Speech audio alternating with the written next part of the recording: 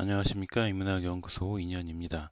이번 시간에는 라이벌 대 라이벌 34번째 대한민국 건국을 이끈 두 지도자 김구와 이승만에 대한 이야기를 해보려고 합니다.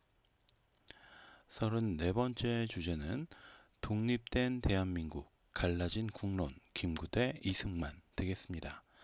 첫 번째, 목숨을 건 투쟁을 이어간 김구.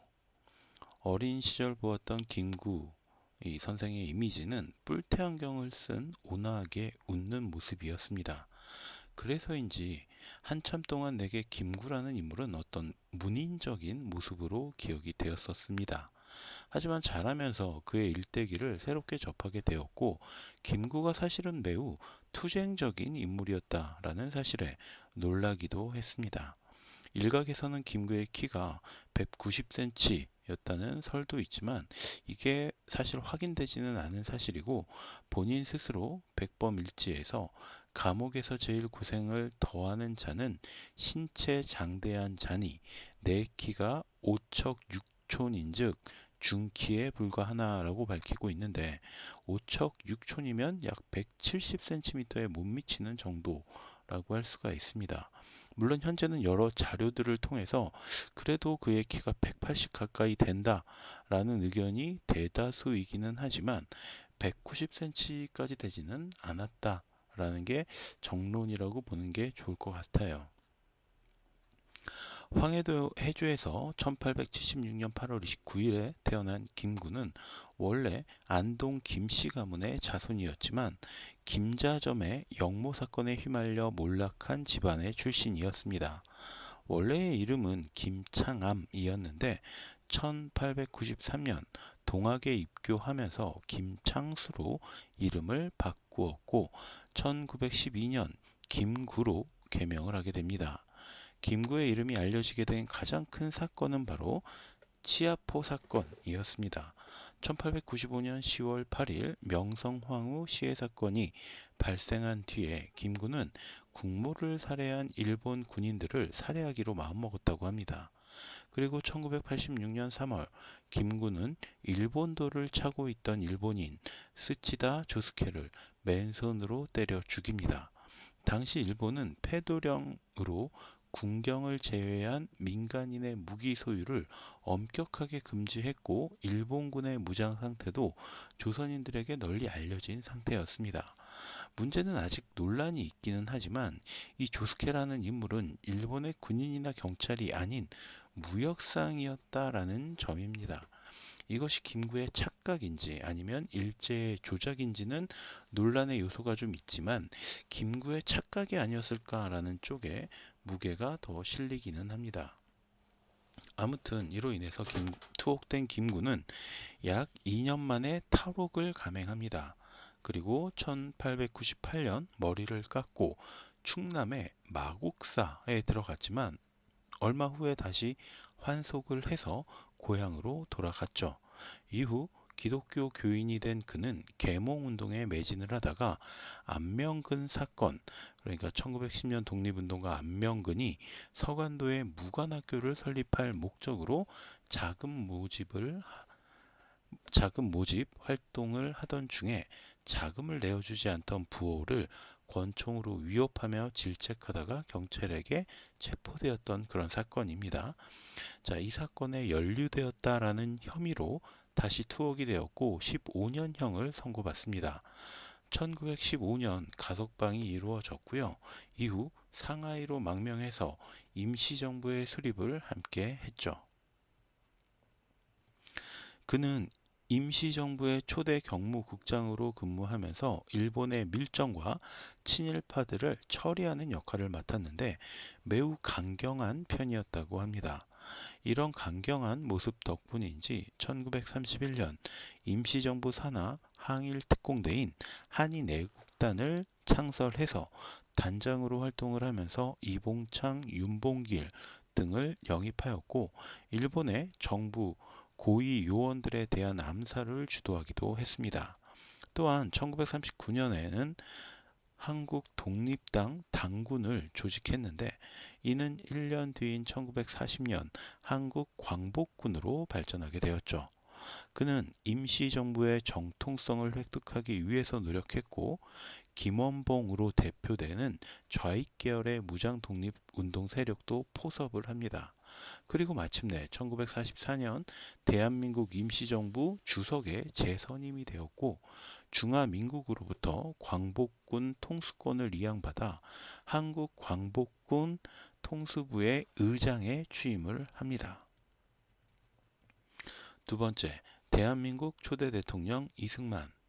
대한민국의 건국을 임시정부 수립일인 1919년 4월 11일로부터 기준을 잡을 것인지 아니면 광복 후 수립된 대한민국 정부 수립일 1948년 8월 15일을 기준으로 잡을 것인지에 따라서 이게 좀 달라지기는 하지만 일반적으로 이승만이 대한민국의 초대 대통령이다라는 사실은 분명합니다. 그래서 대한민국 건국의 아버지라는 타이틀에는 논란이 있겠지만 초대 대통령 이승만이라는 타이틀에는 이견이 없죠. 1875년 황해도 평산군 마산면에서 태어난 이승만은 1895년 4월에 배제학당에 입학을 하였고 여기서 서재필 등의 계몽 운동가들과 교류를 시작하게 됩니다. 그리고 그는 1898년부터 만민공동회와 독립협회에 적극적으로 참여합니다. 그리고 1898년 4월에는 양흥묵, 유영석과 함께 한국 최초의 민간 일간지 매일신문을 창간해서 외국 소식과 개화 문명에 대해 순 한글로 대중들에게 전파합니다. 그러나 고종 퇴위 운동에 가담했다라는 혐의로 체포가 돼서 1899년 1월 한성 감옥에 투옥이 되었고 이곳을 탈출을 하려다 실패하면서 종신형과 함께 모진 고문을 받기도 했죠. 1904년 8월 9일 5년 7개월의 감옥 생활을 끝으로 특별 사면을 받고 석방이 되었는데 이때 그의 나이가 29살이었습니다. 그리고 고종에게 대한 제국의 독립보전 요청이라는 임무를 받고 미국 유학을 결심한 그는 미국으로 유학을 떠나게 됩니다. 그러니까 고종에게 대한제국의 독립보전을 요청해 달라. 그러니까 미국에 가서 이걸 요청해 달라라는 임무를 받고 미국으로 떠난 거죠. 이후 워싱턴 DC에 도착한 그는 1905년 1월에 워싱턴 포스트지와 기자회견을 열어서 일제의 한국 침략에 대해서 폭로를 합니다. 그는 조지 워싱턴 대학에 입학을 했고 미국에서 머물며 대한제국의 독립과 보전의 정당성을 알리기 위해 노력했지만 이미 미국은 일본과 카스라 데프트 조약을 맺고 대한제국에 대한 관심을 끊어버린 상태였습니다. 그러나 그는 꾸준하게 한국이 자주적인 나라임을 주장했죠. 이후에 미국 장로교회의 도움을 받아서 미국에서 공부를 하면서 학사, 석사, 박사 학위를 취득했는데 조지 워싱턴 대학교에서 정치학 학사, 프린스턴 대학교에서 정치학 박사 학위를 받은 35살의 1910년 35살인 1910년에 이런 박사 학위를 받게 됩니다. 최초의 한국인 박사 학위 취득자가 되었던 거죠. 그러나 경술국치가 발생하자 그해 10월 그는 조국으로 귀국합니다. 그러나 당시 조선에 대한 일제의 강경한 탄압에 한계를 느꼈던 이승만은 하와이로 건너가서 한인 학생들 교육에 힘을 쓰게 됩니다. 1919년 3월 1일 만세운동이 일어나면서 국내외 각지에서 임시정부들이 선포가 됐는데 그중 8군데의 임시정부에서 이승만을 국무총리급 이상의 자리에 추대를 했습니다. 특히 상해 임시정부의 초대 국무총리와 한성정부의 집정관 총재로 추대가 되었죠. 그만큼 이승만의 대외적인 위상이 높았다라는 증거로 볼 수 있습니다. 이후 각국의 임시정부를 통합한 대한민국 임시정부는 이승만을 대통령으로 선출하게 됐는데 문제는 이후에도 이승만은 상하이가 아닌 미국에 머물다가 임시정부가 계속 요청을 한 끝에 1920년 11월에야 상하이에 도착했다라는 거죠. 자, 대통령이 됐는데 정부에 없어요. 좀 이상하죠.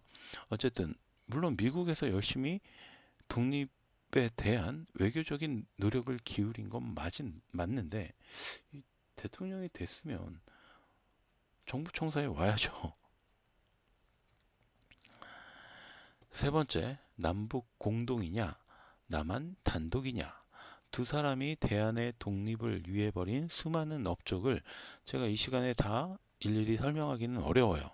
다만 김구가 조국의 독립을 위해서 무력 투쟁을 불사했던 반면에 이승만은 보다 외교적인 해결책을 찾으려고 노력을 했습니다. 그에 따라 김구는 보다 무력 투쟁이 적합한 상하이 임시정부를 기점으로 움직였고 이승만은 외교적 대화의 장이 되었던 미국의 워싱턴을 중심으로 움직였다라고 좀 정리를 할 수 있을 것 같아요. 이처럼 각자의 방식으로 조국의 독립을 위해 애쓰던 두 사람은 제2차 세계대전에서 패망한 일본이 물러가면서 해방된 조국으로 돌아오게 됩니다. 이 두 사람은 1941년 이승만이 대한민국 임시정부의 주미외교위원부 의장으로 임명이 되면서부터 꽤 오랫동안 긴밀한 관계를 유지하게 됩니다. 그러나 광복 이후에 두 사람의 길은 엇갈리기 시작하죠. 광복이 되었음에도 임시정부 요인들은 귀국이 굉장히 늦어졌는데 미 군정이 한반도에서 다른 통치 주체를 인정하지 않았기 때문에 임시정부의 주석이었던 김구마저 한참이 지나서야 개인 자격으로 귀국할 수가 있었습니다. 그러니까 그때 당시에 남한을 통치하던 건 바로 미 군정, 군대 정부였던 거예요.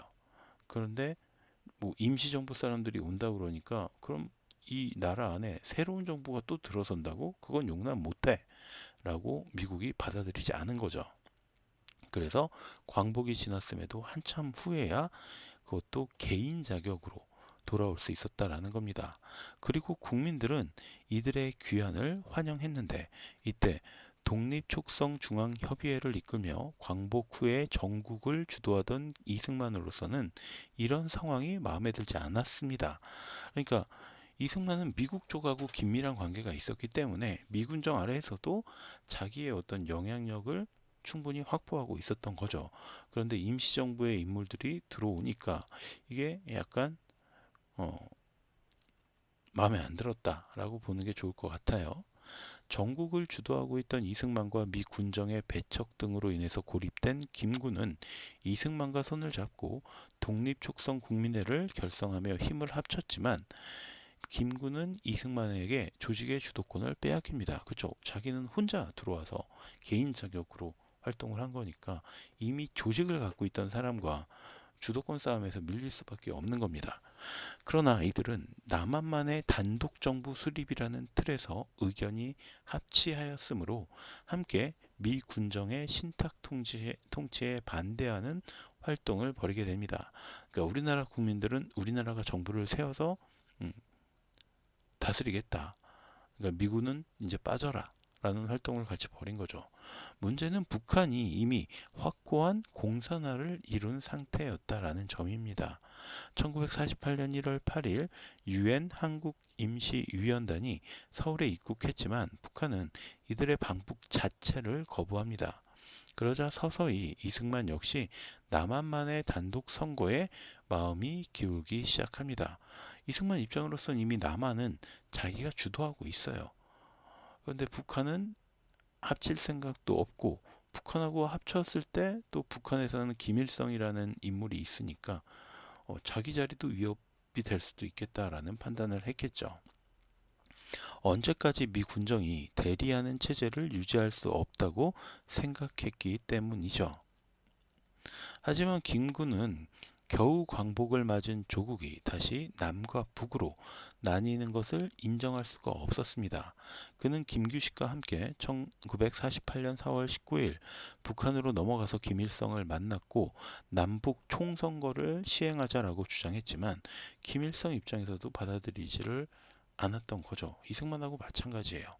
오히려 한반도 전체를 공산화하려는 욕심으로 가득한 상태였죠.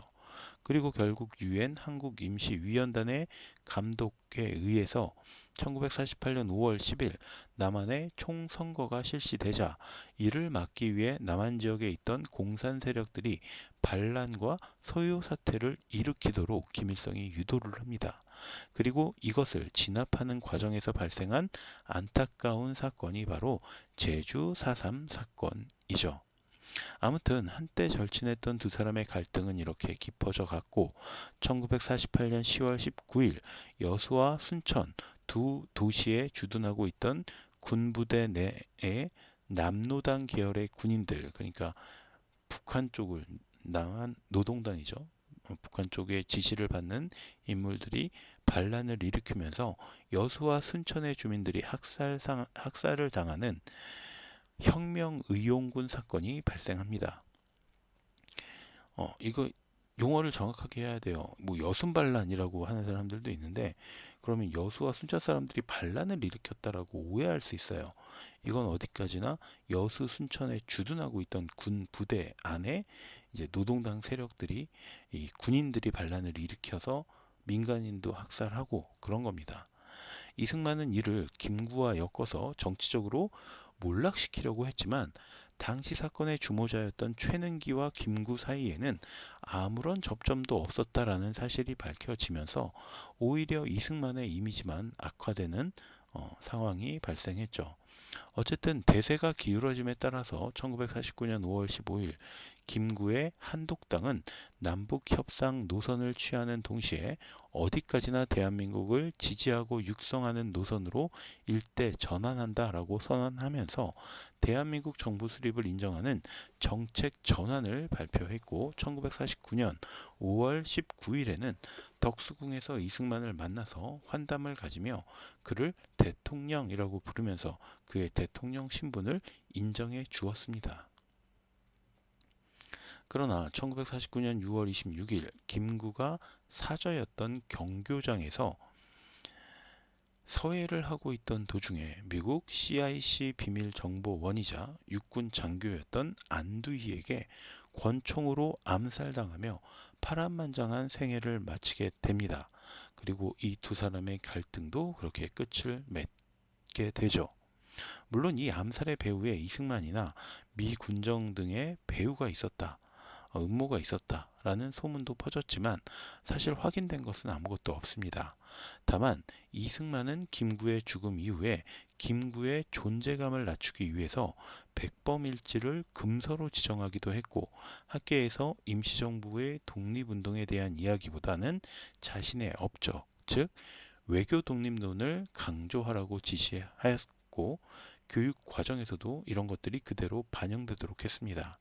어찌 보면 승자인 이승만이 조금 더 포용력 있는 모습을 보이지 못했기 때문에 김구 암살의 배후로 지목되는 순환을 자처한 것이 아니었나라는 생각이 들기도 합니다. 조국의 독립이라는 뜻을 함께 하면서 광복을 이루어내는 데에 많은 역할을 했던 두 사람은 광복 이후에는 정치적 견해가 달라지면서 심각한 갈등을 겪게 되었고요. 한 사람은 암살로 생을 마감했고 다른 한 사람은 그 암살의 배우자로 지목이 되는 부끄러운 말년을 맞게 되었던 것입니다.